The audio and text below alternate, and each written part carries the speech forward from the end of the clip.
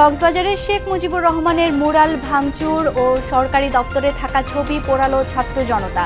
শেখ হাসিনার বিচারের দাবিতে চট্টগ্রামে মিছিল। ভাঙ্গা কিন্তু আপনার ফ্যাসিবাদের প্রতি বাংলাদেশের মানুষের ক্ষোভ, বাংলাদেশের মানুষের রাগ, ঘৃণা।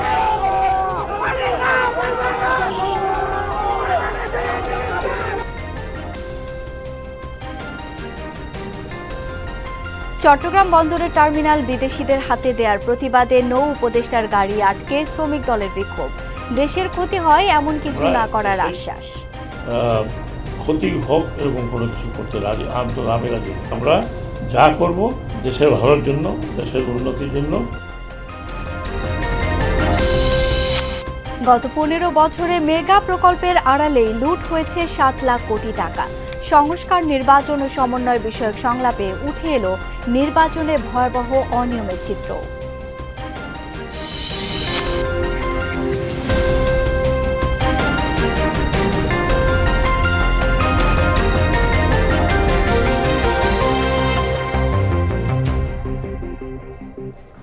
এতক্ষণ শিরোনাম দেখছিলেন, আপনাদের সাথে আছি আমি শাওন দত্ত। জানাবো বিস্তারিত। কক্সবাজারের শেখ মুজিবুর রহমানের মুরাল ভাঙচুর করেছে ছাত্র জনতা। সরকারি বিভিন্ন দপ্তর থেকে বের করে পোড়ানো হয় তার ছবি। অন্যদিকে আওয়ামী লীগকে নিষিদ্ধ করা ও শেখ হাসিনার বিচার দাবিতে চট্টগ্রামে মিছিল করেছে শিক্ষার্থীরা। আগের রাতে ভাঙচুর করা হয় মুরাল এবং দেয়ালচিত্র। বেলা 1টায় কক্সবাজারের লাবণী পয়েন্টে শেখ মুজিবুর রহমানের মুরালটি হাতুড়ি দিয়ে এভাবেই ভেঙে ফেলে বৈষম্য বিরোধী ছাত্র আন্দোলনের নেতাকর্মীরা। পরে বিভিন্ন সরকারি দপ্তরে তল্লাশি চালিয়ে শেখ মুজিবের ছবি বের করে রাস্তায় পোড়ানো হয়। গণ অভ্যুত্থানে সরকার পতনের পর দেশ ছেড়ে যাওয়া শেখ হাসিনার অনলাইনে দেওয়া ভাষণের প্রতিবাদ জানান বিক্ষোভকারীরা। ফ্যাসিবাদের কোনো নিশানা এই বাংলায় থাকবে না। এই ভাঙ্গা কিন্তু আপনার ফ্যাসিবাদের প্রতি বাংলাদেশের মানুষের ক্ষোভ, বাংলাদেশের মানুষের রাগ, ঘৃণা। প্রতিটা ফ্যাসিবাদের দোষরদের স্মৃতিচিহ্ন যেখানে দেখব সেখানে আমরা তৎক্ষণাৎ সিদ্ধান্ত নিয়ে তার সব ভেঙে গুড়িয়ে দেওয়ার কার্যক্রম চালিয়ে যাব। চট্টগ্রাম মহানগরীর জামাল খান এলাকার চিত্রও একই। দেয়ালের পাশে শেখ মুজিবের মুরাল এবং দেয়ালচিত্র ভাঙচুরের পর অনেকটা ধ্বংসস্তূপে পরিণত হয়। এদিকে ফ্যাসিবাদের আগ্রাসন ঠেকানো এবং আওয়ামী লীগ নিষিদ্ধ করা ও শেখ হাসিনার বিচারের দাবিতে বৃহস্পতিবার সকালে চট্টগ্রামে বিক্ষোভ মিছিল করে সিটি কলেজের শিক্ষার্থীরা। তারা গর্ত থেকে বেরিয়ে আমাদেরকে হুমকি দিতে যাচ্ছে।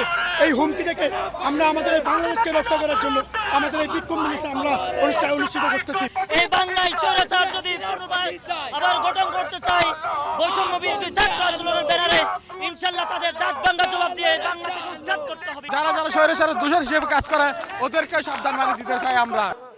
এর আগে বুধবার রাতে মশাল মিছিল নিয়ে নগরীর জামাল খান সড়কে এবং প্রেস ক্লাব চত্বরে জড়ো হয়ে মুরাল এবং দেয়ালচিত্র ভাঙচুর করে বিক্ষুব্ধ ছাত্র জনতা। কোন মুজিববাদের ফ্যাসিবাদের চিহ্ন রাখবে না। 36 শক্তি 32কে ভেঙে ঘুরিয়ে দিবে ইনশাআল্লাহ। যেখানে মুজিবের একটি চুলও পাওয়া যাবে, প্রত্যেকটি চুল, প্রত্যেকটি কোষ, আমরা প্রত্যেকটি মোড়াল আমরা ধ্বংস করে দিব। বিশুদ্ধের পর নাজি বাহিনীর সব মুছে ফেলাইছে, আমরা শেখ মুজিবের সব মুছে ফেলবো ইনশাআল্লাহ। জুবাইদ ইবনে শাহাদাত, যমুনা নিউজ। ডিসি পার্কে ভাঙচুর ও সংঘর্ষের ঘটনার জেরে আবারও চট্টগ্রাম বন্দরের সামনে সড়ক অবরোধ ও বিক্ষোভ করেছে প্রাইম মুভার চালক শ্রমিকরা। সল্টগোলা ক্রসিংয়ের সামনে কয়েক ঘণ্টা সড়ক অবরোধের কারণে বন্ধ হয়ে যায় যান চলাচল। তীব্র যানজটে ভোগান্তিতে পড়েন সাধারণ মানুষ। বন্দরের 4, 5 ও 2 নম্বর গেট দিয়ে আমদানি রপ্তানি পণ্যবাহী গাড়ি চলাচলও বন্ধ। ফলে বন্দরের অভ্যন্তরে আটকা পড়েছে পণ্য। চালকদের উপর হামলাকারীরা এখনও গ্রেপ্তার না হওয়ায় ক্ষোভ প্রকাশ করেন আন্দোলনকারীরা। এদিকে হামলার ঘটনায় 3 জনের নাম উল্লেখ সহ অজ্ঞাত 30 থেকে 35 জনের বিরুদ্ধে সীতাকুণ্ড থানায় মামলা করেছেন শ্রমিক সংগঠনটির সাধারণ সম্পাদক। মামলাটা তুলে নিতে হবে। আর আসামি এখনো ধরা হয় নাই। আমরা এখনো পর্যন্ত এখানে সুষ্ঠু বিচার পাই নাই। কিসের বন্ধ সেটা আমরা জানি না। শুনে যে ড্রাইভাররা কেন্দ্র করে আন্দোলন করে রাস্তা বন্ধ করে দেয়। বিশ্বরোড নেমে গেলাম এক্সামের জন্য। আমি এখন বিশ্বরোড হেঁটে এখনই ভিতর যাবো। কাস্টম থেকে এখানে 3 ঘন্টা। দর্শক, এই বিষয়ে আরও জানবো। চট্টগ্রাম থেকে এখন যুক্ত হচ্ছেন সহকর্মী আল আমিন শিকদার। আল আমিন, সড়ক অবরোধ এখনও রয়েছে কিনা, সমস্যা সমাধানে আলোচনার উদ্যোগ নেওয়া হয়েছে কিনা এখন পর্যন্ত জানাবেন বিস্তারিত। শাওন, এখন থেকে ঠিক 10 থেকে 15 মিনিট আগেই সড়ক অবরোধ তুলে নিয়েছে আন্দোলনরত শ্রমিকরা এবং তারা পণ্যবাহী অন্যান্য যে কাভার্ড ভ্যানগুলো রয়েছে প্রাইম মুভার বাদে, অর্থাৎ তাদের সাথে প্রাইম মুভারের চালকদের সাথে মূলত ডিসি পার্কের ওই ঘটনাটি ঘটে এবং সেই ঘটনার পর থেকে প্রাইম মুভার চালকরা এখন পর্যন্ত কর্মবিরতি রয়েছে। আজকে তারা আবার সকাল 11:30 থেকে 12টা নাগাদ আবার সড়ক অবরোধ করে। সেই সড়ক অবরোধ বলতে গেলে টানা 5 ঘন্টার পর তারা সেই সড়ক অবরোধ তুলে নেয়। তবে তাদের যে কর্মবিরতি প্রাইম মুভারগুলো সেগুলো কিন্তু বন্ধ রয়েছে। আমরা দেখছি যে বন্দরের ভেতরের পরিস্থিতি কিছুটা দেখা যাচ্ছে যে স্থবির হয়ে রয়েছে, কন্টেনারগুলো পড়ে রয়েছে। বন্দরের ভেতরে যে প্রাইম মুভারগুলো দেখা যাচ্ছে সেই ট্রেইলারগুলোর কথা যদি বলি সেগুলো কিন্তু একেবারে নিষ্প্রাণ বলা যায়, চুপ করে বসে রয়েছে এরকমই দেখা যাচ্ছে। সেগুলোর কোনোটিতেই কিন্তু কোনো চালক নেই এবং সেই চালকরাই কিন্তু তাদের কর্মবিরতিতে রয়েছে। তারা 11:30 থেকে 12টা নাগাদ সড়ক অবরোধ করে, সেই সড়ক অবরোধ তারা তুলে নিয়েছে। তবে তাদের যে কর্মবিরতি সেই কর্মবিরতি এখন পর্যন্ত চলমান রয়েছে। আর এতে কিন্তু দীর্ঘ 5 ঘন্টার যে যানজট, সেই যানজটের কারণে, অবরোধের কারণে কিন্তু দীর্ঘ যানজটের সৃষ্টি হয়েছে এবং এর কারণে সাধারণ যে মানুষদের দেখা যাচ্ছে সড়কের পাশ দিয়ে তারা কিন্তু অনেকটা ভোগান্তি নিয়ে হেঁটে যাচ্ছে এবং দীর্ঘক্ষণ অবরোধ চলার কারণে পুরো নগর কিন্তু এক প্রকার অচল হয়ে পড়েছিল। বলতে গেলে 5 থেকে 6 কিলোমিটার বারেক বিল্ডিং থেকে পতেঙ্গামুখী যে সড়কটি রয়েছে সেটি দীর্ঘক্ষণ বন্ধ ছিল। তবে এখন ধীরে ধীরে যান চলাচল স্বাভাবিক হচ্ছে। যেগুলো যাত্রীবাহী বাস রয়েছে সেগুলো চলাচল করছে, পণ্যবাহী অন্যান্য কাভার্ড ভ্যানগুলো চলাচল করছে। তবে যারা আন্দোলনে রয়েছিল শ্রমিকরা, তাদের যে প্রাইম মুভার সেটি এখন পর্যন্ত বন্ধ রয়েছে। তাদের যে দাবি, সেই দাবি মানা না হলে তারা কর্মে ফিরবে না, এমনটাই কিন্তু আমাদের জানানো হয়েছে। অনেক ধন্যবাদ আপনাকে। চট্টগ্রাম বন্দরের টার্মিনাল বিদেশিদের হাতে দেওয়ার প্রতিবাদে নৌ পরিবহন উপদেষ্টার গাড়ি আটকে বিক্ষোভ করেছেন বন্দর শ্রমিক দলের নেতাকর্মীরা। বন্দরে বেসরকারীকরণ চেষ্টার অভিযোগ এনে ক্ষোভ প্রকাশ করেন তারা। তবে দেশের ক্ষতি হয় এমন কিছু না করার আশ্বাস দেন উপদেষ্টা। পাশাপাশি টেকনাফের ঘুমধুমে নতুন স্থলবন্দর নির্মাণে সরকারের পরিকল্পনার কথাও জানান তিনি।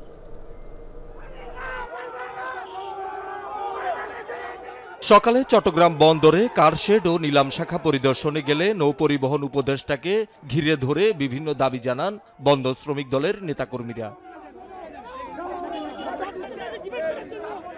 বন্দরের নিউমুরিং কন্টেইনার টার্মিনাল ও পতেঙ্গা কন্টেইনার টার্মিনাল বিদেশি অপারেটরকে দেয়া এবং বন্দর বেসরকারীকরণের প্রতিবাদ জানিয়ে উপদেষ্টার গাড়ি আটকে বিক্ষোভ করেন শ্রমিক দল নেতাকর্মীরা।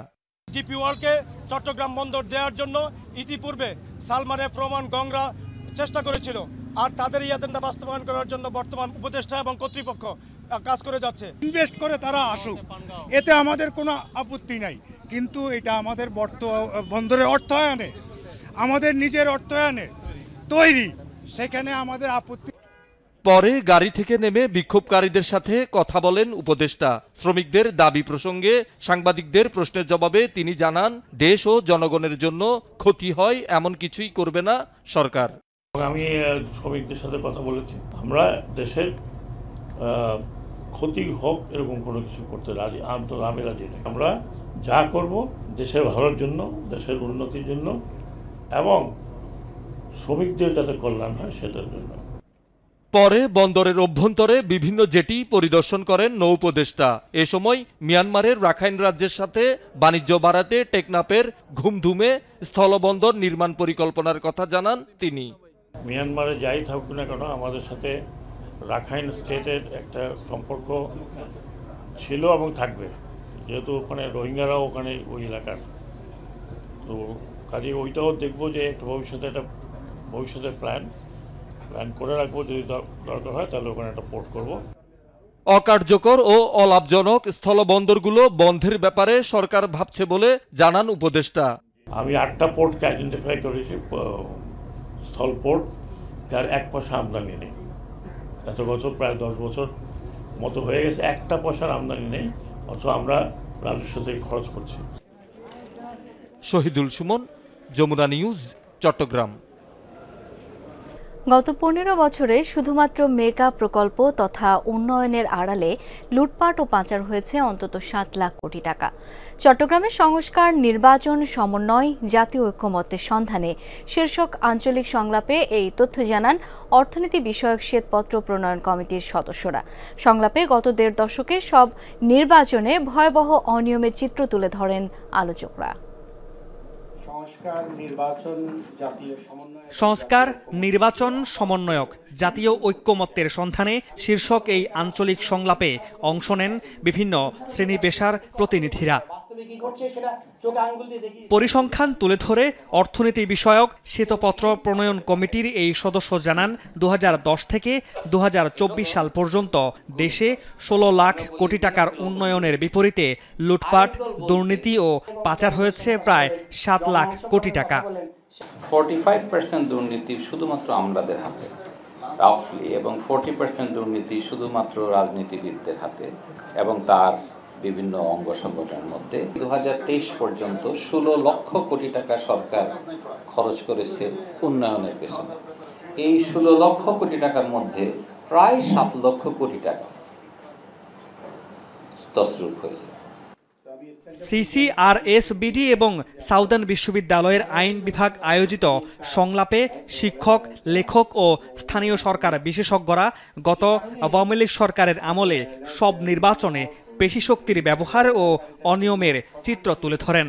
ভোটারদের ভয়ভীতি, ভোট কারচুপি এবং রাজনীতিতে অর্থ ও পেশিশক্তির ভূমিকা এগুলো নিরসনকল্পে সংস্কারটা করা উচিত। একটা নির্বাচিত সরকারের কাছে যদি একটা ফ্রি ফেয়ার ইলেকশন করে সরকার গঠনের দায়িত্ব দেওয়া হয়, দেশ ও জাতি মুক্তি পাবে। যারা রাজনৈতিক নেতারা আছেন, ক্ষমতায় যাওয়ার জন্য উদ্গ্রীব হয়ে আছেন, তাদের প্রতি আমাদের অনুরোধ, আপনারা মাঠের অবস্থাটা অনুধাবন করুন। ঐক্যমত্যটা ধরে রাখার জন্য সর্বাত্মক চেষ্টা করতে হবে এবং রাষ্ট্রীয় পর্যায়ে থেকে এটা উদ্যোগ নিতে হবে। পুলিশ, আইন ও বিচার বিভাগে কার্যকর সংস্কারের দাবি জানান ছাত্র প্রতিনিধিরা। আমার মন চাইলাম আমি প্রধান বিচারপতি নিয়োগ দিলাম, আবার মন চাইলাম না প্রধান বিচারপতির পদ থেকে সরিয়ে দিলাম। এটা একটি চরম স্বৈরাচারিতা প্রদর্শন করে। এই যে নিয়োগ পদ্ধতি সেটি বাতিল করতে হবে। আমাদের উচিত যে আগে হচ্ছে প্রত্যেকটা রাজনৈতিক দলের সাথে সমন্বয় করা দরকার, তারপর হচ্ছে সংস্কার। মামুন নুরশিদ অভি, যমুনা নিউজ, চট্টগ্রাম। চট্টগ্রাম দক্ষিণ জেলা বিএনপির নতুন কমিটি ঘোষণা করায় বাঁশখালীতে আনন্দ মিছিল করেছে দলটির নেতাকর্মীরা। বাঁশখালী উপজেলা বিএনপি অঙ্গ সংগঠনের উদ্যোগে আলাউল কলেজ মাঠ থেকে মিছিল বের হয়ে বিভিন্ন সড়ক প্রদক্ষিণ করে।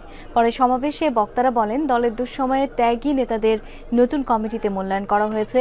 এতে ত্যাগী ও তৃণমূল কর্মীরা উজ্জীবিত হবে বলে মন্তব্য করেন বিএনপি উপজেলা বিএনপির নেতারা।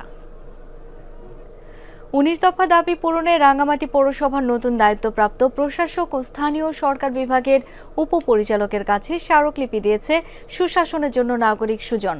দুপুরে মোবারক হোসেনের কাছে দাবিনামা পেশ করেন সুজনের নেতৃবৃন্দ। দাবিগুলোর মধ্যে রয়েছে সকল সম্প্রদায়ের শান্তিপূর্ণ সহাবস্থান, পারস্পরিক আস্থা ও বিশ্বাস ফিরিয়ে আনার চেষ্টা অব্যাহত রাখা, কাপ্তাই হ্রদ দখল ও দূষণ রোধে কার্যকর পদক্ষেপ নেওয়া, এছাড়া পাহাড় কাটা ও ভূমিধ্বস রোধে ব্যবস্থা নেওয়া, পরিবেশ বান্ধব টেকসই উন্নয়ন প্রকল্প গ্রহণের কথা বলা হয়েছে স্মারকলিপিতে। বিশ্ব ক্যান্সার দিবস উপলক্ষে নানা কর্মসূচি পালিত হয়েছে চট্টগ্রামে। এরই অংশ হিসেবে সচেতনতামূলক সভায় বিশেষজ্ঞরা এই রোগের লক্ষণ ও প্রতিকার সহ বিভিন্ন বিষয় তুলে ধরেন। এই অঞ্চলে ক্যান্সার বিস্তারের পরিসংখ্যান উল্লেখ করে তা মোকাবেলায় উন্নত ও আধুনিক চিকিৎসার প্রয়োজনীয়তা এবং জনসচেতনতা তৈরির উপর গুরুত্ব আরোপ করেন। সভায় এভার কেয়ার হাসপাতালের ক্যান্সার বিশেষজ্ঞ ও অন্যান্য বিভাগের চিকিৎসকরা বক্তব্য রাখেন।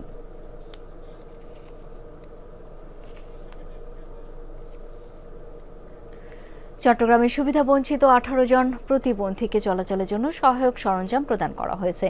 ইঞ্জিনিয়ার্স ইনস্টিটিউটে লায়ন্স ক্লাবের উদ্যোগে সহায়তা প্রদান করা হয়। চেক হস্তান্তর করা হয় সিডিসির নির্বাহী কর্মকর্তার কাছে। Lions club of Chittagong Parijat এলিটের 16তম চার্টার অ্যানিভার্সারি উপলক্ষে এই অনুষ্ঠানে বক্তারা সংগঠনটির নানা কর্মকাণ্ডের চিত্র তুলে ধরেন। এ সময় জেলা লায়ন গভর্নর সহ অন্যরা উপস্থিত ছিলেন। সনাতন ধর্মাবলম্বীদের বাণী অর্চনা পূজা উপলক্ষে ধর্মীয় সভা অনুষ্ঠিত হয়েছে চট্টগ্রামে। এনায়েত বাজার পূজা উদযাপন পরিষদ আয়োজিত সভায় বক্তারা গত 17 বছর ধরে সনাতনী সম্প্রদায়ের জমি ও অর্পিত সম্পত্তি দখলের চিত্র তুলে ধরেন। আগামীতে নির্বাচনের মাধ্যমে সরকার গঠিত হলে এসব সম্পত্তি পুনরুদ্ধারের দাবি জানান তারা। সভায় পরিষদের সভাপতি অধ্যাপক অর্পণ ব্যানার্জি, প্রবীর কুমার সেন সহ আরও অনেকে বক্তব্য রাখেন। আর এই ছিল আজকে চট্টগ্রামে। ধন্যবাদ এতক্ষণ সাথে থাকার জন্য।